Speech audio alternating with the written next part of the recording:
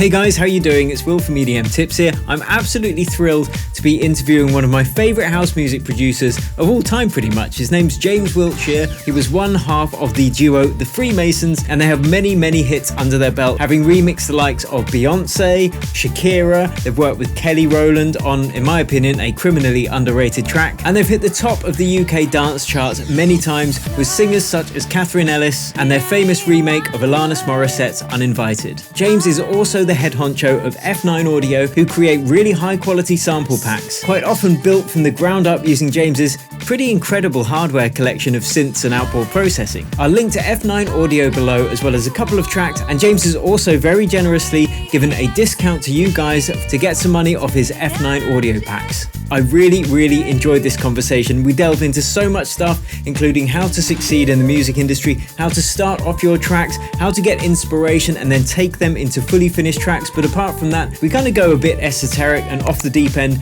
into some philosophical stuff, some mindset stuff. I thoroughly enjoyed it, and I'm sure you're going to get value from it. James Wiltshire, welcome to EDMTips.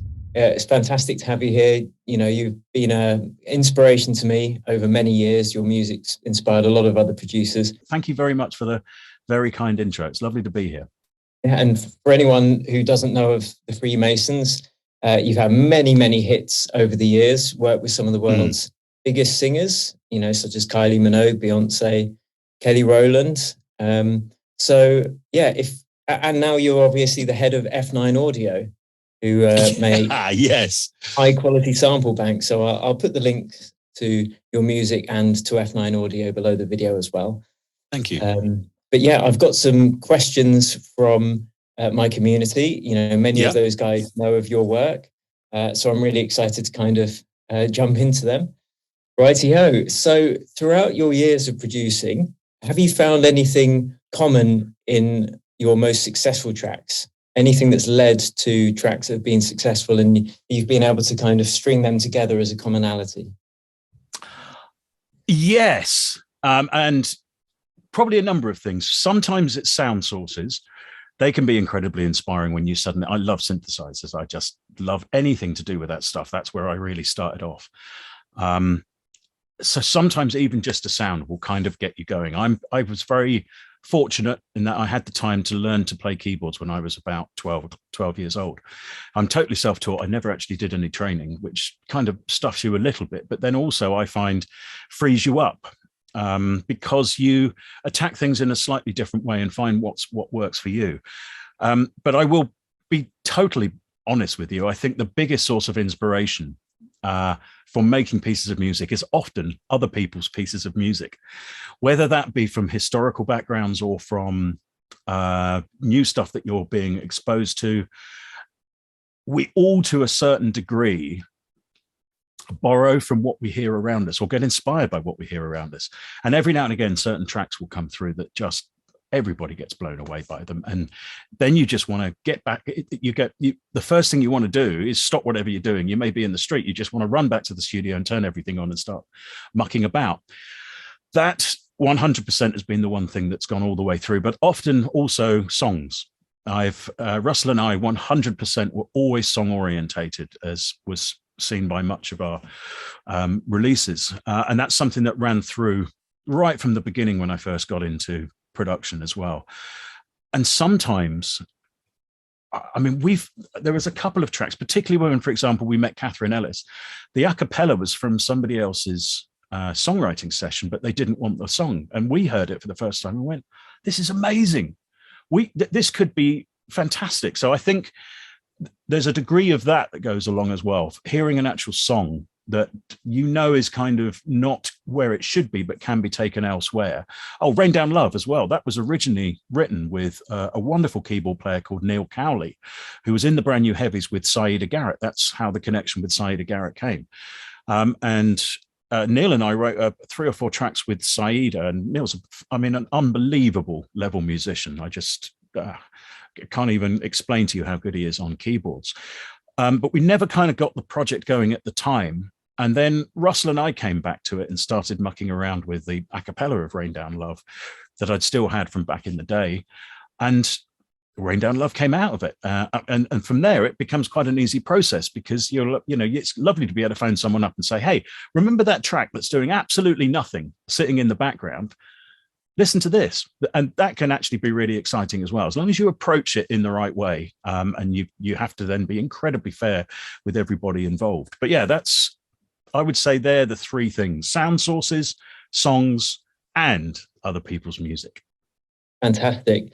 And yeah, for anyone who doesn't know Russell, that would be Russell Small, the Russell other Small, half, the other half, the cheeky half of the Freemasons, who also, has to be said, was also one half of Fats and Small. So that's a lot of funky house music under his belt. He certainly does. And this isn't a question in my list, but it's a natural follow-on, really. And you kind of touched upon it. Having a studio or production partner, do you find that is a boon? I mean, I assume you do, otherwise you wouldn't be working with someone. But how does that benefit the process of production? One of the things I've really come to understand in recent years is that, and we may get into this later on, I think, as well, because this may be a recurring theme, is that people see things very, very differently. And they hear things very differently. They react to things very, very differently.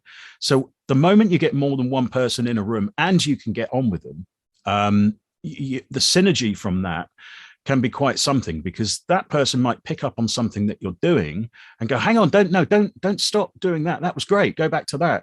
Or come in with a different set of ideas, or just see the process of production in a completely different manner. And Russell and I always attacked production in very different manners, but we really got on. I mean, at the time of me marrying my wife, I think I'd worked out I'd spent another third of that time in a room with Russell, of the time I'd known my wife. So we'd spent an enormous quantity of time actually together, and it can just push you forward, or push you into areas, or do things that you'd never consider doing before. Now, Russell and I don't actually work together anymore. We both wanted to go off and do different things. I wanted to, after the Freemasons, I felt a little bit musically burnt out. I also had to do I really wanted to get back into the production end of things and work out how everything was changing, because it was at the time of EDM. So we've kind of gone off and done separate things, but it does show you how far, we had 12 years working together, and that's extraordinary, really.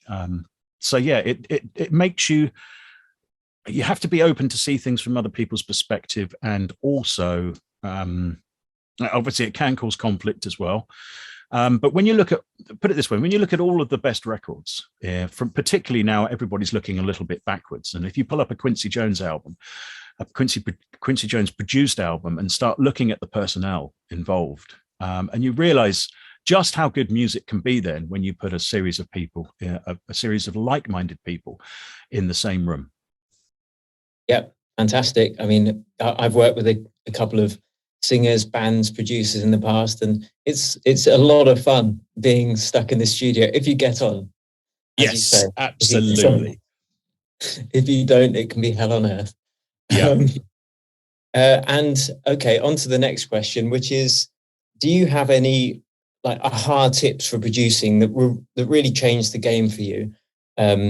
So I remember you teaching me specifically after we met at that conference 12 years or so ago, to listen to the music that influenced the music out now, rather than just listening to the music that was out now. And you set me off onto Chic, and then fantastic. Yeah, and then I began becoming more open to older styles of music, and I found that my production skills just improved tremendously. I just had a deeper understanding of music, in general.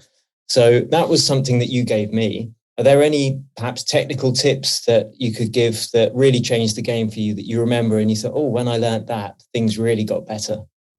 Yeah, the biggest one.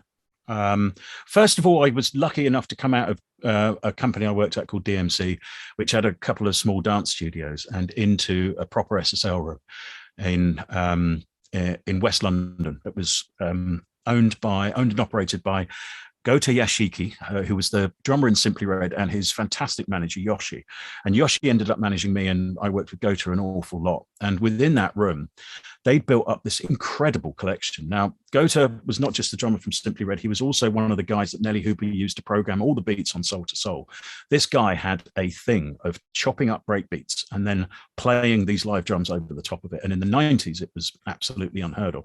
So because of that, the level of musicianship that they had through that studio, and engineers, as you can imagine. I think that I was there when a lot of Simply Red stuff was being recorded, but also the equipment that they had was out of this world. So to have access to that and to see how that worked shone a light on just why certain records sounded better than others in ways that was a skill level and an equipment and a knowledge of process that I suddenly realized, my goodness, the Pro Tools rigs were starting to come into sessions at the time. And I was like, this is all going to go out the window. I can see this all going to smaller setups. And that's a shame, because all of this rich knowledge that these amazing engineers have is going to get lost. And that's exactly what happened. However, that's been replaced with another set of knowledge. Another one for me personally actually happened way too late. And it was at the end of the Freemasons time when, first of all, Russell and I were witnessing minimal house, particularly the much deeper stuff, and then EDM coming off the back of that as well, or, electro first and then into EDM. And because we were touring so much, I'd made the one mistake I'd promised I'd never make in my life, and that was I hadn't kept my eye on how records were being made. I was always very good with the technology, and all of a sudden I was way behind. And it was meeting Kevin and Cass from Wired Masters in London, and they had just started really pioneering stem mixing, and we were doing some stuff for Ministry at the time, Russell and I. And it was lovely because they were fans of the Freemason stuff, but they said they'd never liked the mastering. So we put about 3 tracks in through them from a stem point of view. And I remember Kevin phoning me up and go, James, you can't do this anymore. And I was like, what? He said, all these drums are wrong, all of them. So he said, look, I'm going to try and sort them out. And he did. And he did a valiant effort. And all of it came down to a couple of things. And this is the thing that I learned at that point that has changed me entirely. And I wish I'd have known an awful lot sooner. And that is, it's all about the drums. And I can't tell you how important that is, because drums date a track quicker than anything else in a production.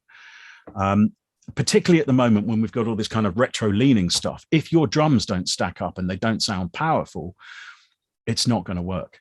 And Kevin and Cass basically took me to one side and said, look, here's some kick drums. These are what modern drums are doing. And also this is what we're seeing modern people do. And it made me realize that I dropped the ball completely. Now that's actually what started me down F9 without any hesitation. I was like, no, I've got to go back a little bit and go back and learn my craft again. And I'm so glad I did, because I saw so many people from the same era try to regurgitate the same stuff, but in a kind of semi-EDM-y format. And it's like, no, that's just never going to work. You've got to go back to, it's almost, you've got to go back to first principles and find out how this stuff is built from the beginning. And from that moment onwards, everything started to fall into place. So I now feel confident of being able to work in pretty much any style of music, because you can start to the skill set that I got off the back of that allowed me to really start to dissect drum tracks, and simple things like the things you don't think about. How long are the drums? Because at the moment we're in this thing where everything is tiny short, even house productions, but then suddenly a long reverb on the odd sound will sound fantastic. Then there's a retro thing. Is that retro thing coming in as a pastiche of retro, or a kind of extended version of retro, almost uber retro? And that's certainly the case. Everything's gone lo-fi in the beats community for the minute. And keeping your eye on all of those changes is beyond vital to survive. Now, the public don't give a shit. They honestly don't care. They don't care what your record sounds like, but the only way to the public is via tastemakers or gatekeepers, effectively. And they do care. So getting those kind of bits right, and you don't have to, I'm not saying you have to throw yourself into every sort of genre and style that's going, but keep your eye particularly on what the drums are doing in any given situation, because I think subliminally that's what an awful lot of the gatekeepers are judging stuff on.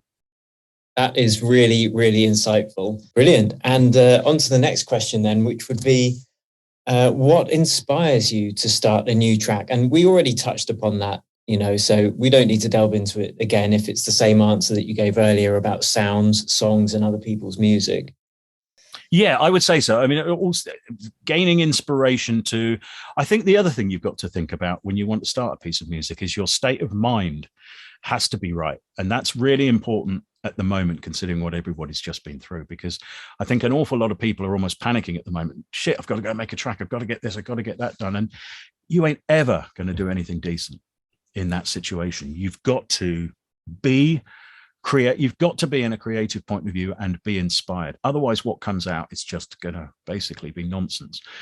And my advice to anybody who gets caught between those two things, we all do, by the way, every single person that I know. And in fact, far more often than you realize, professional people, that maybe the people that you really idolize, are often caught in terrible writing blocks or confusion where they're trying to, what am I going to do next? What am I going to do next? It's a complicated business out there at the moment with all of this.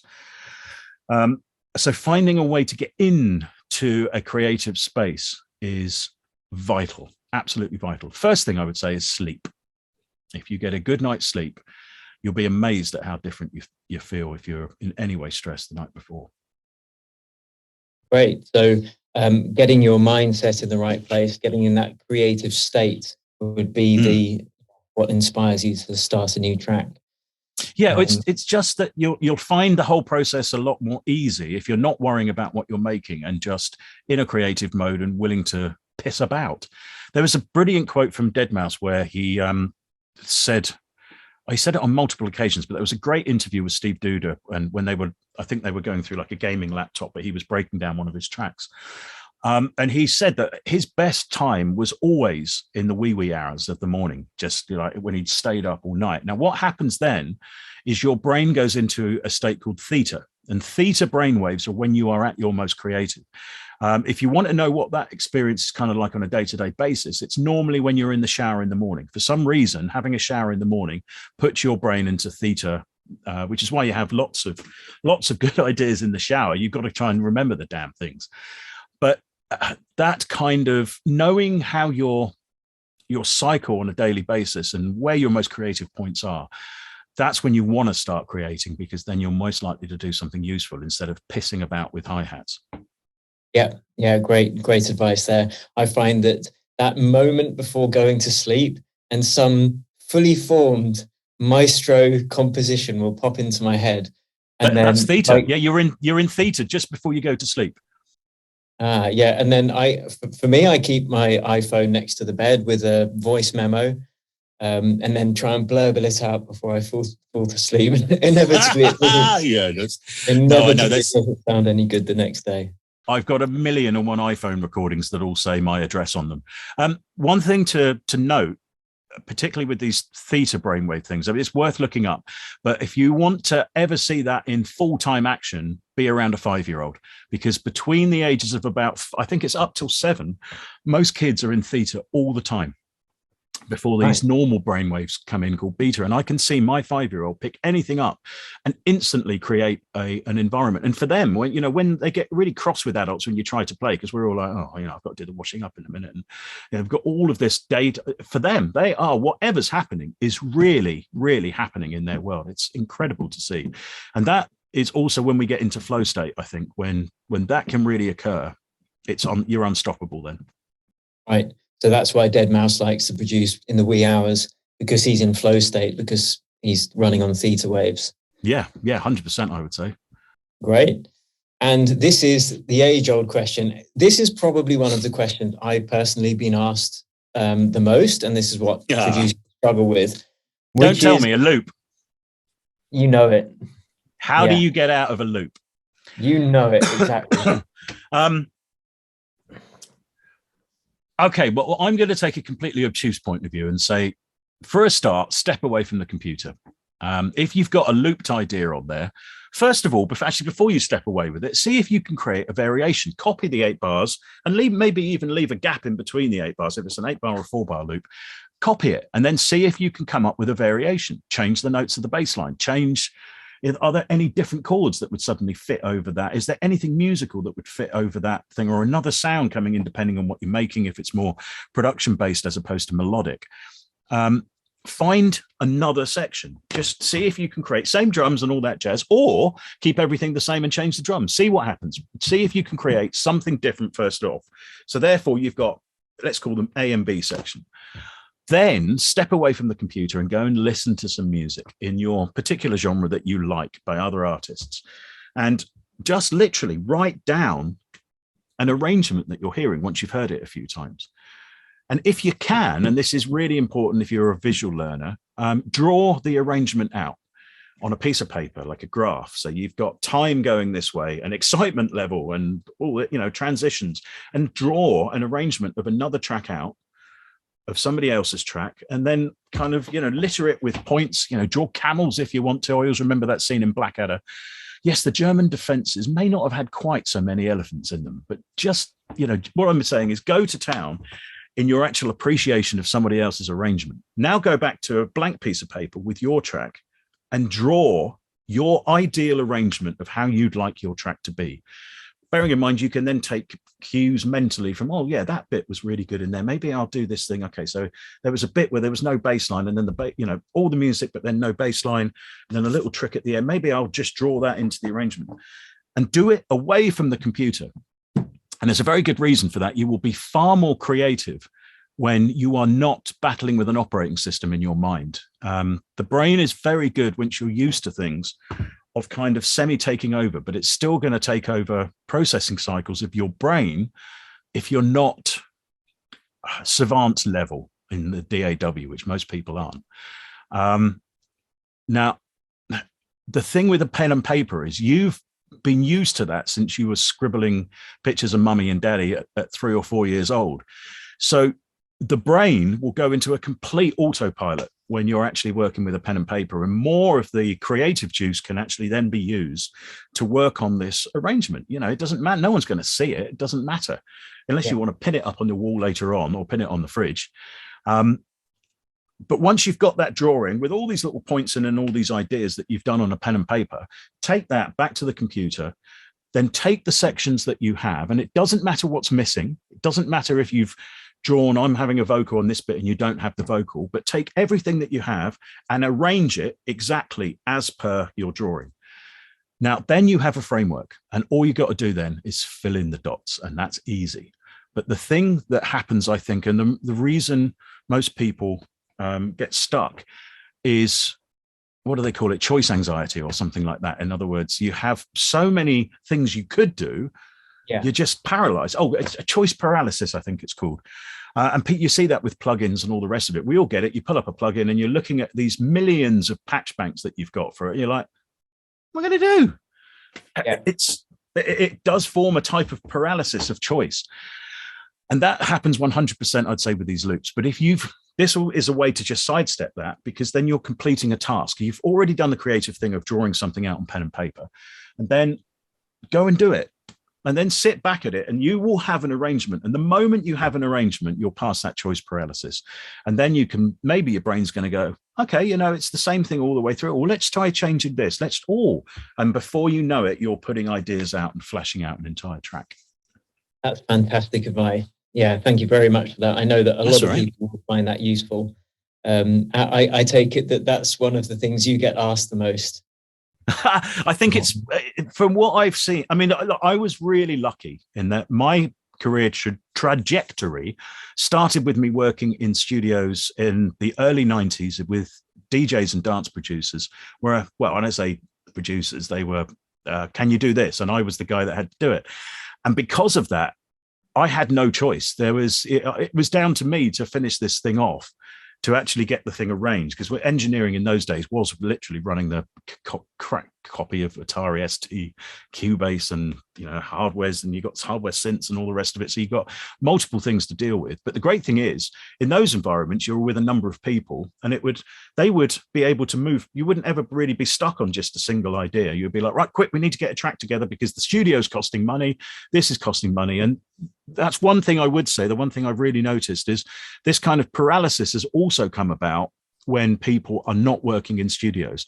If you're in a studio and the clock is ticking, nobody gets stuck in an 8-bar loop. Yeah. And I think because I came through that scenario where it had to get done, otherwise nothing, everything was a bust, basically. You're kind of more forced. It's almost like there's a system in place to take away some of that paralysis. So for me, the only tracks that I really get finished are if there's a label relying on it or a studio partner relying on it. Some deadline. If it's me doing my opus, album, you can just keep second guessing, going back, oh, it's not quite perfect. But if there's someone there saying we need this by this time, it just makes stuff happen. For me, anyway. 100%. Yeah, no, and look, I don't even know who said it first, but it's the age-old story with anything creative. Necessity is the mother of invention. So the moment you need to do something, everything works. Yeah, the next question would be, what's the first thing you tend to start when you're making a new track? The thing that would it be the drums? Would it be the keys? Always the music for me, but to the point of distraction where I would, oh God, I've got to go and do the drums now.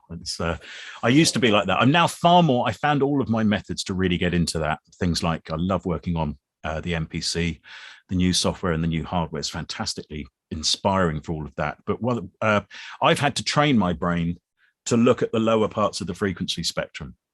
I'm always too interested in the melodies and the top and the bells and whistles, which is great. And that's very useful because it's meant that I've been able to have probably a much longer career than if I was more just production orientated. But for me, it has to start with some music. Otherwise, I'm just not interested. Right. Great. Thank you. And in terms of the hardware, which you obviously have a good selection of behind you, do you feel that's necessary nowadays? Is it something that you just absolutely love? Or is there a marked, improvement in the quality of the sound that you get from running things through hardware? Look, this is where I grew up. All of this stuff behind me is, you all kind of, particularly some of the older bits and pieces have come in because I lusted after them as a 13 or 12-year-old. And honestly, I was that far in. I was reading Sound on Sound at 13. It was ridiculous. And I saw so much of this technology that I couldn't afford. Saw various bits and pieces in and out of studios and got to learn how to use all of it. So because of that, and also that experience I said of working in that studio with Gota, where I was in front of a rack of Neve 81s, a rack of Neve 73s, 31176s. It was just, they had everything in that studio, and the other studios that I then got, I ended up working in had more of it as well. So I came to absolutely love and appreciate it, and I do know what it can do. Now, in terms of, does it make a difference? Well, my view on all of this is quite strange. I love this stuff, but I've got no time for snobbery with it because I'm very lucky that I've had the career that I've had and been able to afford this. It's not that simple for anybody else starting off. And I think everybody gets so frigging worked up with what should be done. And at the end of the day, these are all tools. Every single thing that you see behind me is a tool. So the conversations of what's better, hardware or not, is a bit like painters arguing over their fucking paintbrushes. It's just, who cares?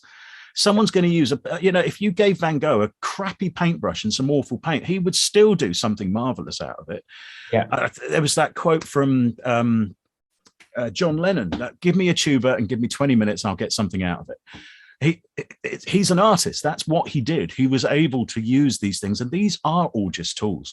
Now, in terms of the technicalities, they definitely used to be a major difference. Now, nah, absolutely not. With much joy, I put up a comparison when the first Roland boutiques came out between the little the Juno that they put out and my real Juno 106, which is a 100-volt Japanese one. It's lovely and creamy, and I couldn't fucking hear the difference between the patches at the end. And then I put it up, and I had a load of pro people came on, and bless him, the one person that I thought might get quite aggy over this was Steve Mack, the house producer, and he thought it was hilarious because he couldn't tell the difference. There was only one guy that I think downloaded all of the WAVs and started looking through that guessed them all properly. But the utter indignation of some sort of named people when they couldn't work out the difference between the boutique and the original 106. Oh, well, you didn't do this right. You didn't do that. And they were all jolly at the beginning. Yeah, it's this. Yeah, definitely that. And then as soon as you're like, no, absolutely not. They're like, oh, so, and here's the thing. Nobody has ever walked off a dance floor, gone to the front of a club and gone, I want my money back, man. That's not a real 106. Ever in history. Yeah. Nobody's ever gone, I don't think he put that kick drum through a 1080 Neve. I'm off. Can I? Are you going to play some decent stuff? It just doesn't happen. Nobody cares. They really don't. It's all total snobbery. And this is the thing with presets as well. I've got here a JX8P right next to me that I picked up. Yep. This is for me a nostalgic moment of being able to pick something up that I absolutely love, because a friend of mine who had a little studio when I was about 14 or 15 out in the wilds in Hampshire, he borrowed his mate's JX8P and I was playing on it quite a bit and I loved it. So for me to have this back in now is a properly nostalgic moment, but also very useful for some of the sampling that I'm doing for F9.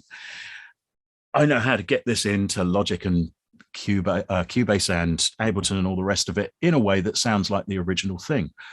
But in terms of, is it going to make any music better because of it? Well, what it might do, because of the warmth and the fatness of it, is inspire a way of playing or a way of actually putting the parts together that it is absolutely unique.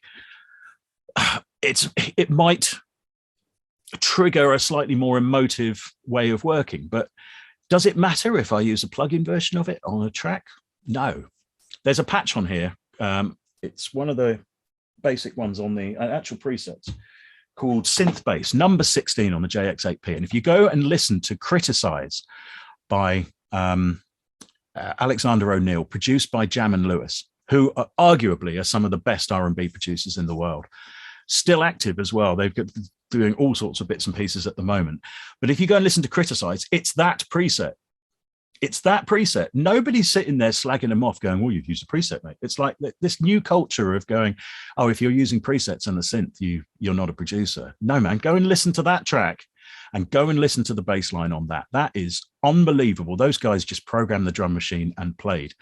So it doesn't matter. What's that kind of cliche? It doesn't matter what you've got. It's where you stick it. Right. So it's the end result that matters. Yeah. Whether you get there by hook or by crook.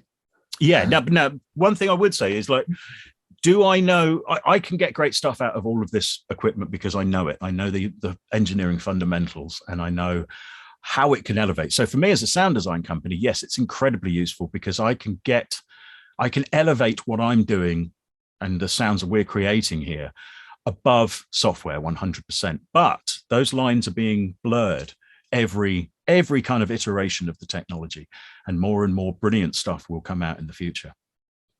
Right. Okay. And I'll link to that track that you mentioned below as well, so people can check it out. Yeah, it's wonderful. Another absolute humdinger that people ask is, how do I find my signature sound?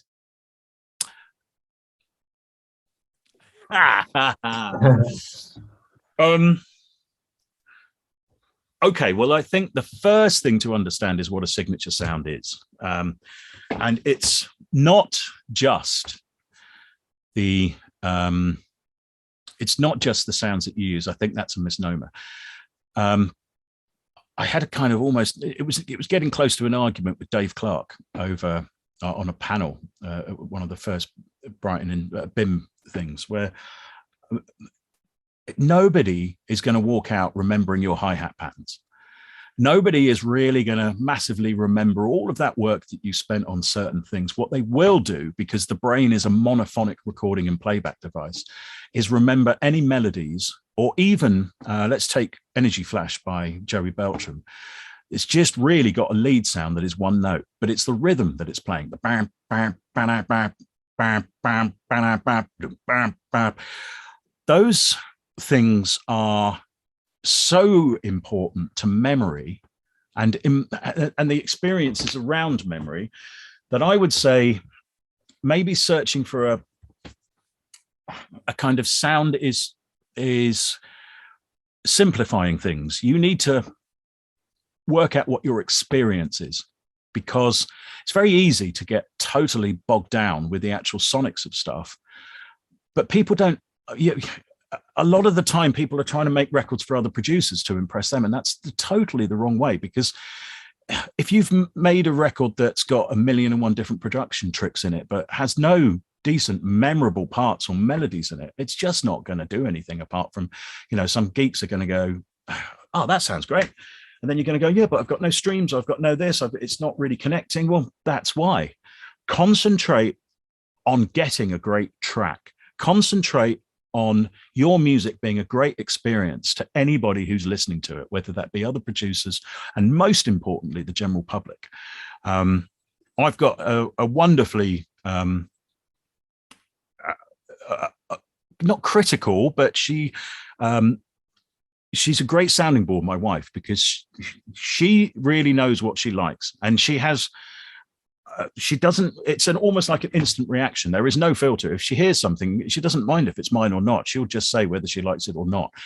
Yeah. And that additional feedback of someone who's going to be honest is incredibly vital, because it's all really about how something makes people feel. And this, going back to Chic, this is what Nile Rodgers always said. How does it make you feel? Not what does it sound like? It's just about how does it make you feel? Does it, and it doesn't have to all be, hey, uplifting and all the rest of it. You may want to make really moody, worrying music, particularly if you want to get into production music or films or anything like that. That's stuff you really got to investigate. But instead of worrying about an actual sound, worry about a feeling, and then work out what you need to get that feeling and investigate that. If it's uplifting stuff, okay, I'll tell you one thing that you're going to need. You're going to need chords, and you're going to need great melodies that do a bit of magic over those chords. Don't just copy all of the nursery rhyme type melodies that are around at the moment, and try to find your own space musically. Now, that's a complicated thing to say, because an awful lot of people don't play anything these days. A lot of producers don't. So the first thing I would say there is just mentally check on a weekly basis how much time you're spending learning your DAW and plugins. And then consider how much 20% of that would be better purposed learning some basic keyboard skills. Learning to play an instrument and then learning the basic scales and all the rest of it. You don't have to go into full theory. For most electronic music, all you're going to need is a minor scale and some interesting moves, but then find out within the scales how to break the rules, because we're turning into a diatonic mess of mediocrity at the moment, that everything. So if you take the A minor scale, which is all the white notes starting from A up to the next A, well, the fun is when you know which black notes on top of those white notes that you can play, and you know why you can do it. But some of those experiences you have to actually find out yourself. Now, I'm still digging through them at the moment. I'm doing a disco pack at the moment, and that's been an absolute journey of discovery. When you suddenly realize that slash chords are pretty much part of the culture of that music. And the moment you find it and you know where they are on any given key, you're like, oh, but that note doesn't exist in that scale, but it sounds great when you drop it in and then come back to the normal notes of it. So yeah, it's a long answer, but to a complex question. So how do you get your original sound? First of all, don't worry just about the sound. Make sure it's the entire experience. What are you trying to make people feel? How do you want them to feel? How do you feel about it? And how do the people that are close to you listening to it feel? And what can you do, and what techniques can you learn that are going to increase that?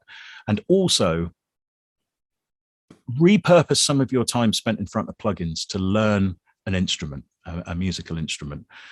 It's terribly frustrating at first. It's like it's a very slow, but then suddenly, way, I've got it. Oh my goodness, I'm playing songs that I like, and way, and before you know it. But the other great thing is that's a journey that will last you for your entire rest of your life. And there's nothing better than being able to walk up to a piano and just muck about for a little bit.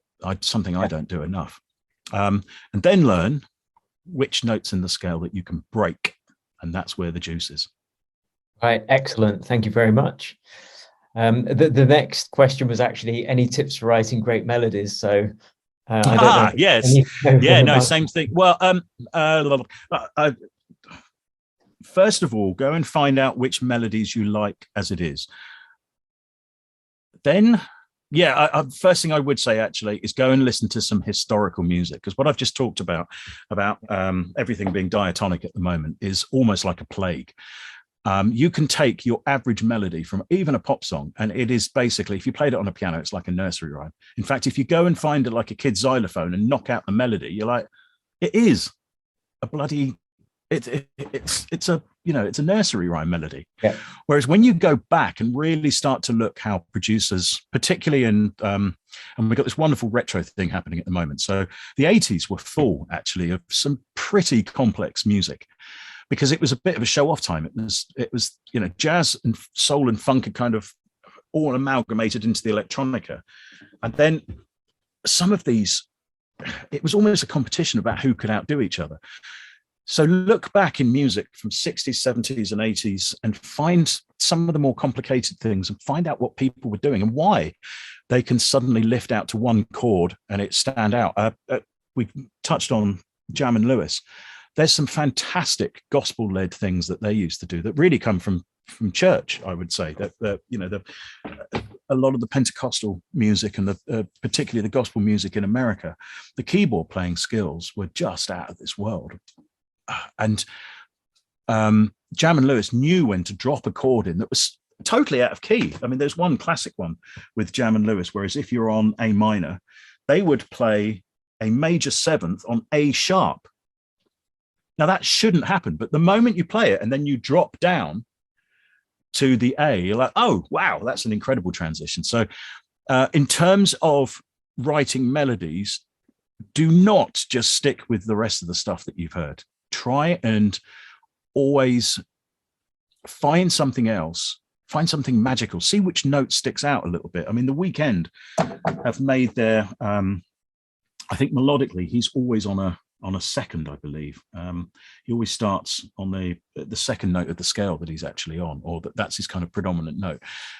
And finding out some of these traits that these almost DNA that certain artists have is definitely worth investigating. But it's the same as anything. To make more interesting melodies, experiment, just try it. This has really inspired me. Now I just want to go back and listen and try and pick apart a bunch more old music. Because there are some songs that I hear from the 70s and the 80s, and I just think I can kind of play the piano, but I've got no idea how that has been made to work. But it just sounds so good. Yes, now and a lot of that is ingrained knowledge, and also the thing to remember is that everybody thinks that there's this almost savant level that people reach. And when you really dissect it, there is to a degree. There are very few people that can play absolutely every single style. And often what you're listening to is someone who has perfected one particular style of music. And that can, so if you can absorb, now with Spotify, obviously, we have access to every single piece of music that's from every single era. So dive in, find out and investigate them, work out on a keyboard, why is this stuff working? And I guarantee you'll find a load of stuff within music where suddenly a note will pop out that that's not in the scale. That's where the magic is. The moment you can work out where there's non-diatonic movements are, you will find magic. One tip I would say is in every scale, there's a couple of notes that are a semitone apart in every single scale. So for example, let's look at A minor again. B and the C are right next to each other, and the E and the F are right next to each other. And if you play around those half-step moments, that's where things can get really interesting. Okay, that's a juicy little tip.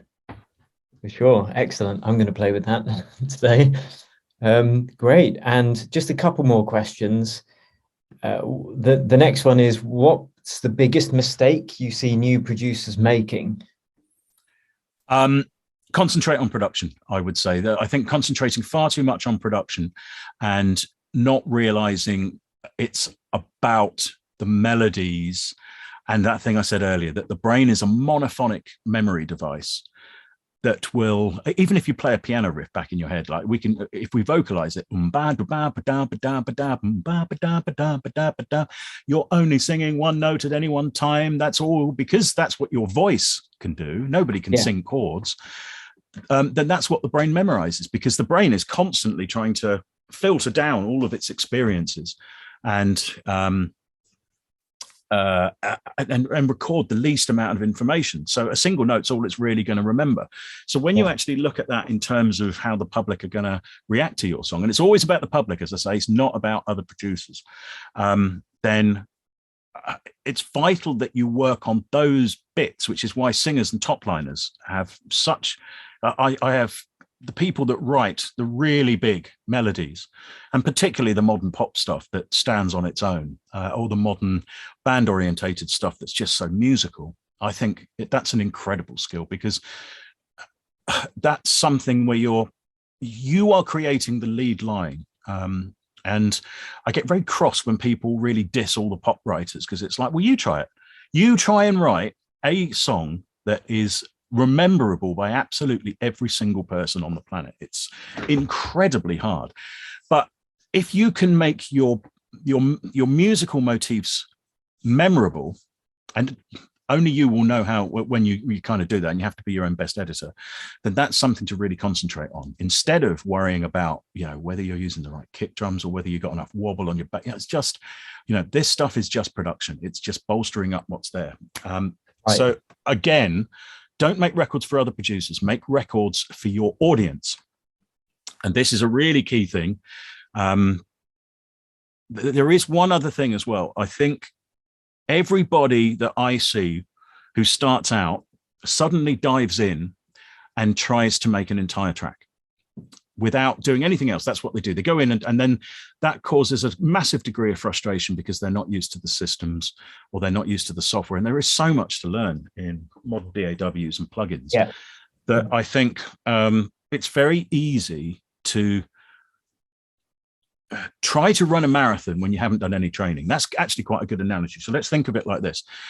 You cannot just wake up one morning and decide you're going to run even a half marathon without any training or any general exercise and get up and go and do it. You will break hamstrings and you'll be in a terrible state.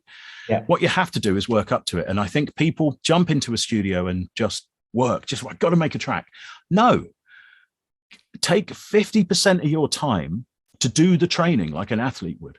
And what I mean by that is go, right, okay, we need drums in the track. So I'm going to go and spend, instead of going in to try and make a track, I'm going to try and make some drums. I'm going to try and make, and there's a really interesting fable about the potter who was in a pottery, he was the lecturer in a pottery class, and he divided his students up into two parts. And he said to one of them, look, you're going to be judged at the end of the term on how many pots you can make.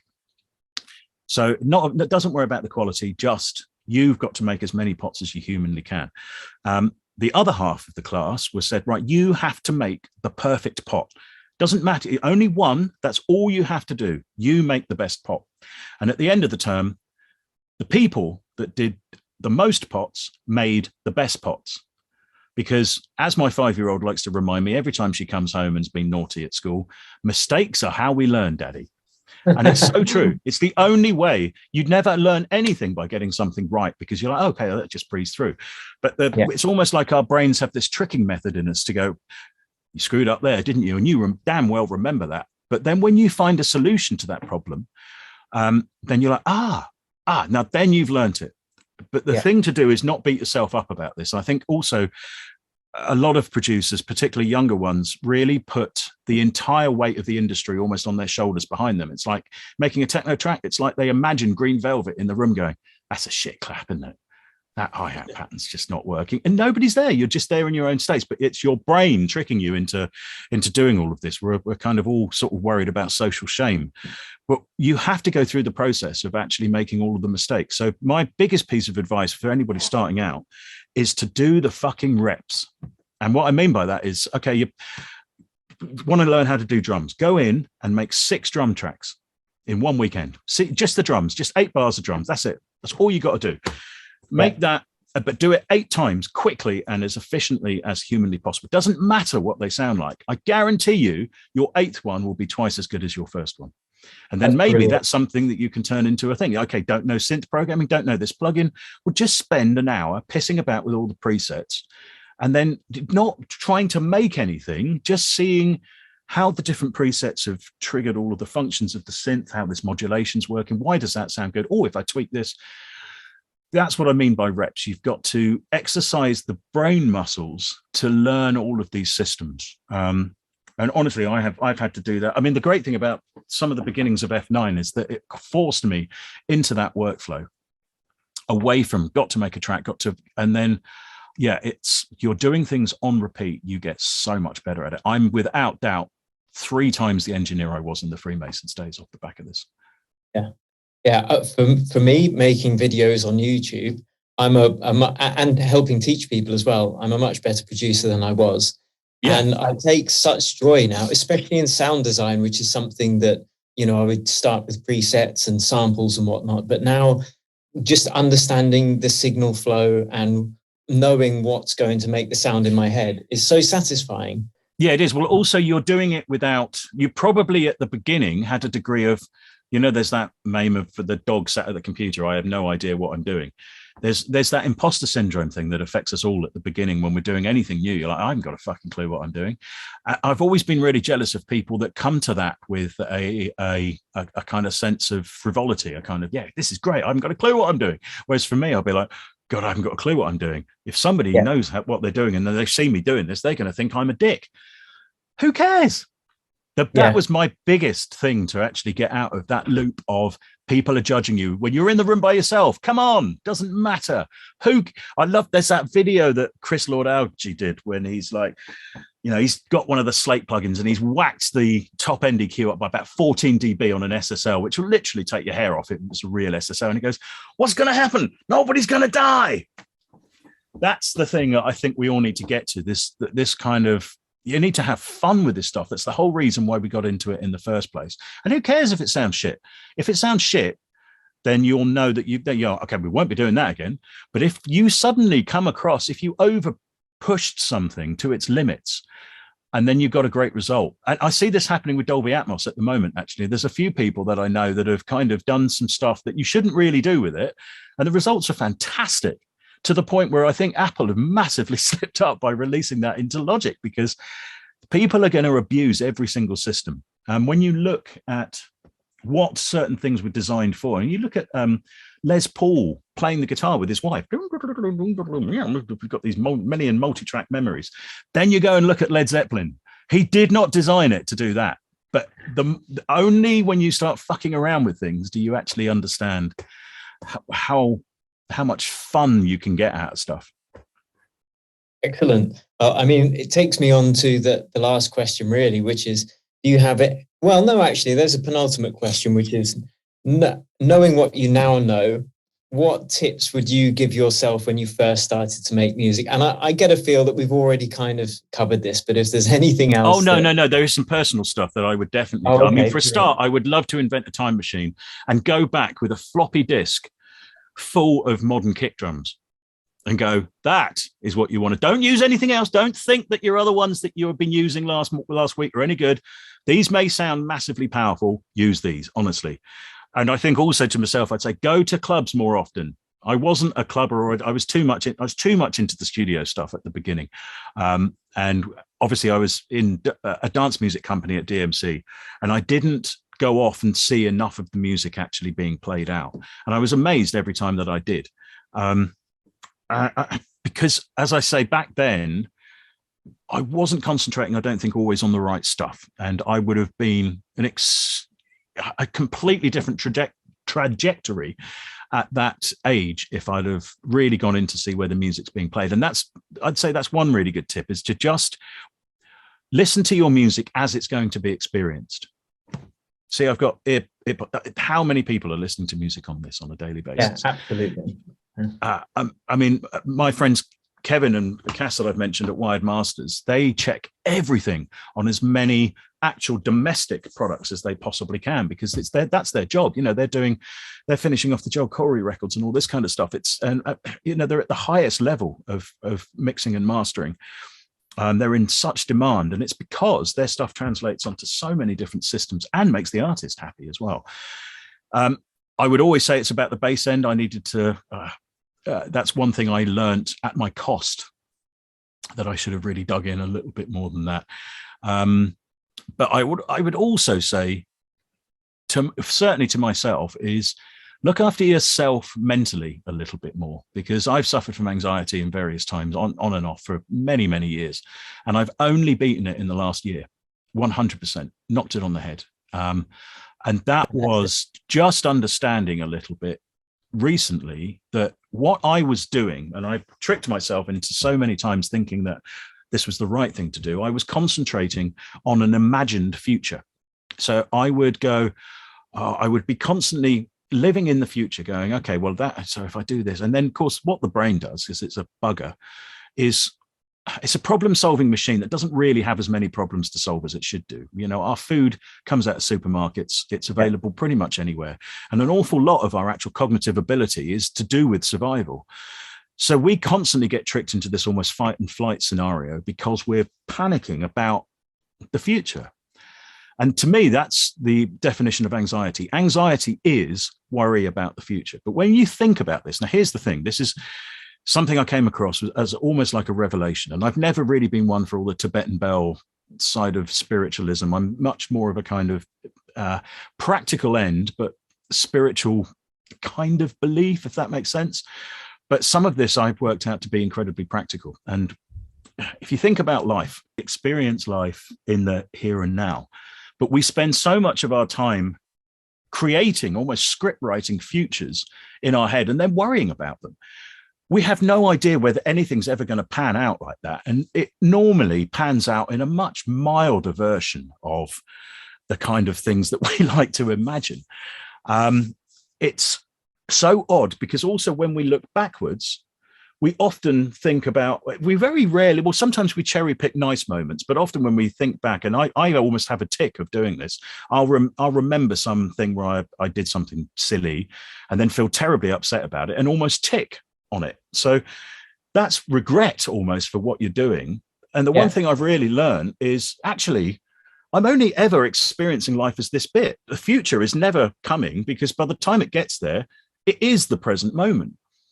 So why am I spending all of my time over here worrying about the future, or then going home worried, oh, you go, remember when you did that? Oh, you penis. And, you know, it's just, those things are memories. Those things are imagined. What about here? Now, the moment I learned to really concentrate on that, and it's almost like a kind of ninja skill, you can, it's nothing, you don't have to sit there and start meditating and all the rest of it. You can walk around and go, right, my attention is the most, because the human attention is the most incredible tool for all of this. You can focus it wherever you want. And I think the moment you can get together in your mind and just bring everything to the present moment and work out what you're experiencing a little bit more, you can drop an awful lot of the worries and the anxieties that come out of it. That's one thing that I would love to go back and say to myself and just give this information. I'm probably not explaining it particularly well. There's a wonderful chap called Eckhart Tolle that I think I mentioned to you on email. You shared a couple of his videos. He's got an entire spiritual thing going on with the whole experience of his work. But the actual practical day-to-day stuff is basically concentrate on the here and now. Don't let your brain, and this is the key to it, your concentration, your attention is an incredible tool. That's almost the real you. Your brain will suddenly come in and go, right, you need to start thinking about this, because if you don't, it's all going to screw up and it's all going to fall to bits. And if you don't start thinking about this now, you go, whoa, okay, here I go again on that train of thought that just ends up in a circle. And of course, we've seen so much of this over in the pandemic, where basically the base human reaction is fear. And I think really what happened when you look at all of the silliness that occurred around every given topic on it is that fear will do very strange things to people and will often make them not want to see true reality or anything like that. And then it goes into a circle in people's heads. Oh my God, this is that. Oh, it's a government. Oh no, the government's. Oh no, it's Bill Gates and 5G and all of that stuff and blah, blah, blah, blah. But actually, all they're doing is imagining some terrible dystopian future because they've watched too much Netflix or some long arc TV program where there's always a degree of conspiracy going on, and that gets attached to a train of thought, and then that becomes almost a reality. And I think the trouble is we're being bombarded with so many concepts and ideas at the moment. It's very easy to get caught in an imagined reality, where actually, if you really look at day to day and really look at right now and go out on the street and go, oh, look, some nature. Wow, you'll start to see, if you really concentrate on your actual sensory experience, you can become 100 times more happier person. And I definitely concentrated on what would go wrong as a younger self. To my detriment, 100%. I now look at it and go, you absolute dick. So that's one thing I'd love to go back and fix. And I'd love more people to get on board with that, because it's so easy to get thrown off in life on some weird tangent because of an imagined thing. It's like, well, are you just creating stories that you feel are going to happen? I see people panicking. Is my Facebook account going to get locked? Well, is it locked now? No. So why do you think that it is? Because you've created something, or I'm going to click on this email link and that's going to happen. And, just center yourself right back onto the now. And the great thing is as well, from a musical point of view, if you do that, particularly if you've got really good at certain parts of your DAW, what can often find is if you're doing repetitive tasks, your brain suddenly takes over, the autopilot's going on. So you're doing the repetitive task and then your brain's going, oh, that person said that to me in an email. Oh, I must get back to that Facebook post and make my point. I've got to be right. That's the biggest, the second biggest pandemic I think the world's ever seen is the I'm right pandemic. I mean, this could be a very deep conversation in general, but I think that's sound advice for anyone in any industry and at any age. It's only taken me 48 years to get to the point, and it came out of quite a strange situation. My wife was made redundant, and I was fine initially when it happened, but we'd only just moved about a year before. It was in the second big lockdown in the UK. And she worked for American Express, which is she'd worked for 9 years. And, we'd bought the house that we lived in with 2 wages effectively on the. So initially it was an absolute shock to both of us. It didn't kick up for me initially. I was like, great, she can come and help me with F9. This is going to be fantastic. But then slowly, the worry about what needed to happen for all of those steps came in, and I had a big workload at the time. And again, I started imagining futures, and I went bad. I remember I went to a very strange place for a couple of days, and I just went, I've had enough. I've lived with this now for long enough. And then, a couple of those Eckhart Tolle videos popped up, and it just made so much sense to me. It's just, no. Right now, none of that stuff you're worrying about is actually affecting your life. So don't let it screw up. It's very easy to say, but it's another thing entirely to work out how to do it. But if you can go down a journey where you can recenter yourself on the here and now, then you will be 100% happier. And going right back to what we said at the beginning of this, if you can get yourself in a better mental state, your music will be 100% better. I will link to those Eckhart Tolle videos below this video as well. I really appreciated when you sent that over, and I, suffered a lot from that in the past myself, and done certain training, by reading books or listening to audiobooks. That's really helped get over that.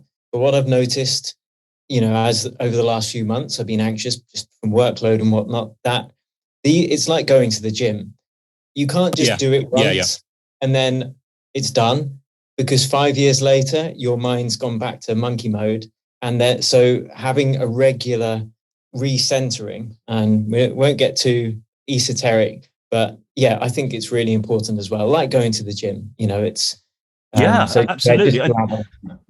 Look, the great thing is, I mean, if you'd have seen me this summer in Brighton, or last summer in 2021, 3 times a day I was in the Pavilion Gardens in Brighton, because nature does this wonderful thing because there's no signage involved, there's no writing, so your brain is not actually trying to translate anything into language. It's just looking around at stuff happening. And I started to get absolutely fascinated by all the different shapes of the plants in there, because it's an amazing botanical collection. And here's the thing, you get on plants, you get this repeated natural shape, but also everything's slightly different. And there is something really inherent in that. I think that I always use the analogy of the Star Wars films. It's the first to the third, part 4 to part 6, everybody loved. And then when George Lucas did it all digital at the beginning, Jar Jar Binks aside, okay, we'll put that to one side, they just looked wrong. They looked terrible for what we knew, because it was all just digital, and digital hadn't moved to the point where it was starting to put grain back into it, or the kind of roughness that real life and analog really has. So that when JJ came along and did the first reboot, and he shot it on 35mm film, and there's dust flying, it's like, whoa, okay, now we're back. Just visually, maybe not story-wise or anything like that. That's a completely different ballgame. But suddenly, visually, you're back in that point. And it's really fascinating to see this lo-fi scene develop in music again at the moment, because those tiny variations, those wobbles, wow and flutter, and all the rest of it, that's so natural to human behavior and human experience and all the rest of it. Because, anything that's got pitch, even a radio that we're walking towards, has the Doppler effect on it. So the pitch is moving. It may be slightly. Just the pressure of air can change things as well. We're used to an entirely analog environment. So it is of no surprise to me that some of the best and most popular digital processes of the moment are those that are reanimating all of that and taking stuff off this clean and cleanliness thing and back into this kind of dirt. So anybody, I would say, who's getting stressed, go and take some time out, use your concentration. Your brain will, if you've got something that's really stressing you, your brain is going to start thinking about it. But go to nature and just look around, just look at it. I found this entire subset in the Pavilion Gardens of kind of bird civilizations, like wrens. There's about 20 wrens in there that all live under the kind of undergrowth, and they're lovely little things to see, particularly when you see them kind of hopping about. And then you suddenly realize there's all these weird finches and all of the stuff that you'd never realize. And I was in there looking at other people, and you see them walking down, faces like thunder, walking off because they've got so much on their mind. It's like, no, come on, just experience all of this for a bit. You'll feel so much better 5 minutes in, because that's what we naturally like. We like that ordered chaos that's in nature. Yeah, absolutely. I fully 100% agree with you on that. And for me, getting out into nature, moving my body as well, in nature, going for a run, going for a walk, it's just a nice way to calm that anxiety. And it's like, okay, well, I don't need to listen to everything I see on YouTube or read on Facebook or read in the news, because that's being told to me. I can just be. Yes. Yeah, absolutely. Do you have any tips for beginner producers hoping to make a living from their music?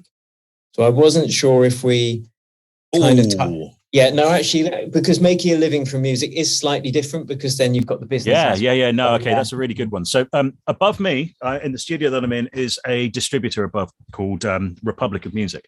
They're a fantastic indie distributor. They're not really so much electronic, a lot of band orientated stuff, and they're really good at doing the physical stuff, vinyl. I think they've even found like an environmentally friendly vinyl presser just recently. I spoke to the owner a few months ago. But anyway, cut a long story short, I know the head of digital quite well, and we've had a few conversations recently where I've gone, look, do you know how many tracks weekly are going into the streaming services? And she went, yeah, I do. And she dropped one on me the other week. I said, look, how many now? 60,000 a week are heading into the streaming services. So anyone in the UK, have a think of the Everton stadium and consider that absolutely full every single Monday of people all shouting, listen to my music. Listen to my music. That is what's happening on an absolute weekly basis. And because of that, something really interesting happens. We have in every single creative endeavor, you end up with a Pareto distribution, as it's called. So that can be thought of, I think it's often misreferred to as an 80-20 rule, but it actually has a mathematical function. I believe the mathematical function is if you take something that is created and then you have a certain number of nodes on it, and let's say they're people, then 50% of the results will end up with the square root of those number of nodes. So mathematical, but let's take an easy example. Say you're making cakes and there are 100 people making cakes. The best cakes, 50% of all of the revenue from the cakes, if the public are coming in and eating them, deciding what they want to buy, will end up with 10 of those people. And out of those 10, if you square root that again and you get to 3, they will basically have 50% of that 50%. Now, this was originally found by a statistician, I believe, or a mathematician who was trying to work out how wealth is distributed. And as it turned out, he came across an incredibly common, naturally occurring ratio or response, and it's known as the Pareto distribution. Streaming is already a Pareto distribution. YouTube has always been a Pareto distribution since its real inception. This is for the first time the music industry has ever been a performance-based model. And if you go right back to when music was first created and look at published sheet music, which is, I suppose, the first incarnation of the music industry, someone would write a piece of music, Noel Coward would write his lovely sort of thing, and his publisher would actually, that's why they're called publishers, by the way, would physically publish the sheet music, and then people would buy that music. Even at the beginnings of that industry, out of all of the writers, there were always this lump of, say, 4 or 5 writers that would get the cream. It's never stopped. It's never stopped being like that. But the difference is now, let's go back to the CD era. When someone made a purchase, if say they went in and brought a Oasis CD, it didn't matter whether that CD got lost down the back of the sofa or it was played so many times the laser in the CD player actually burnt through the plastic. The same amount of money went back to Oasis. So it was a retail model. This is now a performance model. Streaming is a performance model. So that means that you are now seeing the ugly truth of what the public really like. And I include within the public the tastemakers who are creating the playlists and all the rest of it. And that is creating the most extreme version of a Pareto distribution, or the most accurate version of a Pareto distribution, given the number of nodes on the system, which is the amount of musicians actually pumping music in. Now, I've seen an awful lot of stuff just recently with people getting terribly upset about streaming figures and all the rest of it. And one of the odd premises is, well, I'm making art. Why should I not get paid? No, it just doesn't work like that. Yeah. It never has done, and it never fucking will do. So don't start complaining about the system on that level. If you do, you go down an entire rabbit hole and you have to say, well, okay, YouTube's the same. It's always exactly the same. It depends how many people, and there's always going to be those right at the top who are creaming all of the stuff when it's publicly consumed. Now, here's an interesting thing. That Pareto distribution is also within the distribution of mass in a solar system, the distribution of mass in a galaxy, and the distribution of mass in the universe. It seems to be something that just occurs. And every attempt that we have as a species to stop that has ended in one thing: tyranny. It's the only way, because you have to kind of stop that happening. You have to basically take things from people that are doing better than others. Now, I'm not saying this is right in any way, shape, or form. I'm just saying this is what happens, and it's always happened throughout the music industry. Nothing's changed in the music industry other than the fact that there are now more people making music and releasing it professionally than there has ever been in existence. And that number is going to double. It's going to be exponential growth. There will soon be 120,000 tracks going in a week. So going right back to the original question, what are you going to do that makes your music stand out? What are you going to do to make sure that your music works within that system? Don't sit there and complain about the system, because you can spend your entire life trying to fight that. And I guarantee you, it's not going to stop, because too much money's at stake. So the best thing you can do, believe it or not, is buckle up and find a way to make it work. Because if you don't, your competition are going to. And that's the thing. Imagine that stadium full of other musicians. Everybody's everybody would like to earn more money. Everybody would. And yeah, the system has got some terrible, almost criminality at certain points. And one thing I would say, if you want to be a campaigner on this, and look, one thing I've really learned is that there are nature gives this wonderful spectrum of different human beings. And there are some people that are brilliant at doing that. And that's exactly what they need to do. I've never been like that. I like creating. I like that's my bag. That's what I love doing. And the great thing is, because we've got this connection of people, everybody kind of can fit into their right places. But if you want to know where the action should be pushed, it's that the fact that the major labels every single month renegotiate access fees purely for access to their catalog. Now, just think about that for a minute, because none of that money is going to be going anywhere near their artists. It is just for access to their catalog. And that is where you want to take the fight. You can't take the fight to Spotify. You can't take the fight to Spotify's founder, because I don't think people understand how difficult it is to actually create a startup. Startups work on a Pareto system. There may be hundreds of thousands of startups started every year. There's only going to be one or two that ever make it to that point where it's a $1 billion or a unicorn company effectively. And the work that's gone into that is astonishing. And the other option, if streaming didn't exist, was mass piracy. So rather than concern yourself with what's wrong, work out how to play the game. That's my biggest piece of advice. Simple things like, if you speak to your distributor about metadata, do not put any metadata in your track. And particularly if you want to get onto playlists and all the rest of it, find out what metadata the playlist choosers are actually looking at. And this is where you need to speak to a good distributor. Don't just put your stuff up on DistroKid, because basically, I shouldn't really say this, because they do have, DistroKid has its uses and all the rest of it.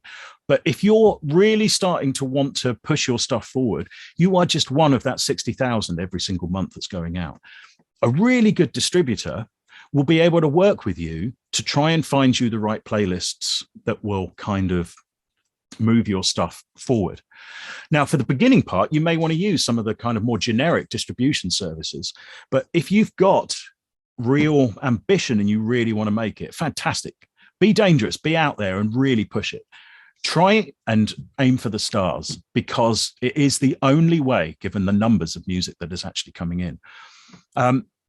I believe there's certain types of metadata that you can add to your releases, telling what kind of feelings and emotions that it actually gives out. Now, that can be incredibly useful to, and I believe it's actually picked up by the people that are choosing some of the major playlists at Spotify. So if that data's not on there, well, then you're not even in the game. So all of these things to do with all of the little intricacies of releases are incredibly important, but you're only going to get that if you start to develop a more involved relationship with your distribution people, or find distributors where you can speak to people. That's what I love about the guys above me. They're always talking about their artists. They're always out there on the phone talking, chatting to people and things like that. It's fantastic to see. The other thing is as well, it's a numbers game. And the thing that you have to understand now is there is a pie every month that's created by the entire number of plays. And the model is what's known as a winner takes all model. And that means if Drake comes in and takes 1/3 of that chunk of the kind of younger audience for a given month because he's put a new album out, well, everybody else's bit is going to be shaved off a little bit. So how can you do that? Well, maybe find out when people are going to drop big things. And, if you're starting to reach good numbers, make sure that someone's not just going to drop a load of albums at the time. And the classic one is Q4 at the end of the year. All of the albums that the majors want out to be listened to at Christmas and brought and all, they're all going to get dumped. So try to avoid that bit, because there's just going to be less of the pie for you at the beginning, at the end of the month. Yeah. And this is only, I could go on for hours and hours and hours about this because it's such a subject, but work out the angles of the game. Go and look up Pareto distribution. It was late 1800s, the guy discovered it. So this is not new. And then you'll see exactly what you're looking at, and then work out what are the angles. Like if you're making club music, don't put your extended versions up on Spotify. That's pointless, because nobody's going to sit through 20 seconds of beats, or sort of, you know, a minute of beats at the beginning of it, because you just only put your edits up there. Maybe take all of your tracks, remix them all, or re-edit them all, and then create a 60-minute mix if you've got enough material for it, and then try to promote that link to a playlist and say, hey, if it's club music, going to the gym, have a listen to this while you're at the gym. See if you can get 10 plays out of any given listener as opposed to just one. It's a numbers game, and that's not going to stop. So yeah, sorry to be on a bit of a high horse about that, but I see so many people just going, this is wrong. It's always been wrong. It's always been a little bit of a ripoff, but this is the system. Work within it or go insane. Yeah, I don't think that you've gone off on one at all, because that Pareto distribution is such an important thing to accept as really the fabric of reality. Again, not to get too deep, but as you were talking about going out into nature, you know, these slight differences, things are all the same. It all ties back into these fundamental equations that build everything, as you spoke about. It applies to mass in the universe as well. And to try and subvert that is a thankless task that can only end in tyranny or complete burnout and disillusionment. That's the thing. Like, for me, it's all about, from an individual musician point of view, and I'm only ever really interested in that, is just how can you be happier in what you're doing? And there is something wonderful about taking on the mantle of, okay, this is a bit of a fuck system. We know there's bits of it that are almost criminal in the way that the money's being distributed. But when you think about it, I don't see, for example, one of my favorite producers at the moment, I'm sure Jax Jones isn't complaining about his Spotify take, and he worked his tits off to get there. And he's a brilliant producer who's all about the details and about the song. So how about taking some of that on? How about going, do you know what? I'm going to do that, because it's entirely possible. And for me, what I've seen, particularly when it comes to trying to make a living out of this, is perseverance is often the defining thing, the absolute refusal to do anything that, and that can get complicated as families and the rest of it come into it and all the things that we need to do. But if you're young and you're getting into this, go for it, man, because you're always going to wonder what happened if you didn't. Brilliant. Top advice there, James. And I can't remember what I was going to say, actually. I guess the whole thing's democratized as well. So yes, the Pareto distribution is there, but now we have access to distribute our own music.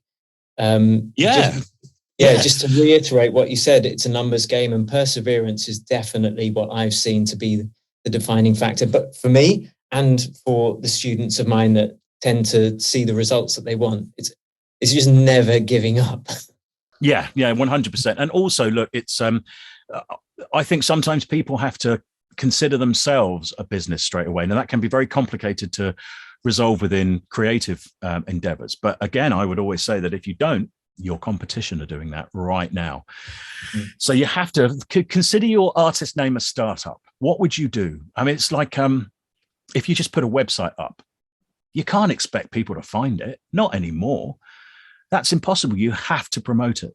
And it's the same with music. You can't just make music and expect people to discover it. I mean, I think I did some back of the envelope calculations, and it would take 125 days to listen to all of the music that's released every single week if you listened constantly and never slept.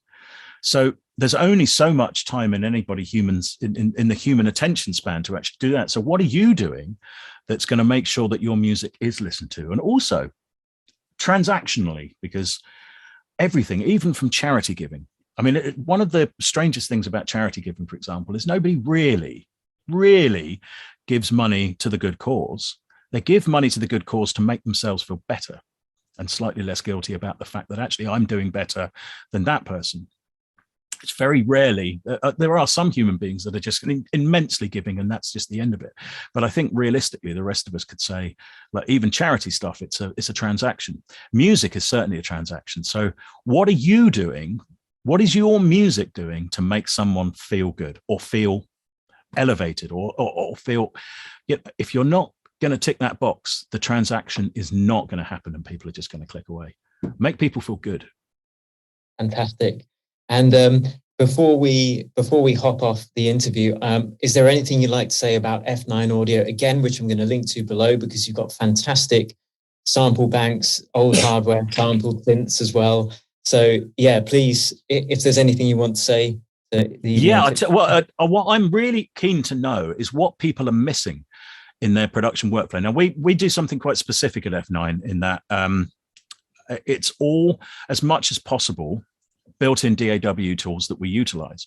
So in other words, the built-in samplers and the built-in tools of the DAW, main reason being is that then I find that we can get knowledge and great sounds into anybody's DAW system. So what I'm really keen to know is what anybody's missing. What would you love to hear? What do you not have in your sound arsenal that you'd love to have access to? Or what have you not heard? Or what are your disappointments from other, particularly instrument collections, when you get them and you're like, because we're all the same as that. We all get that to a certain degree.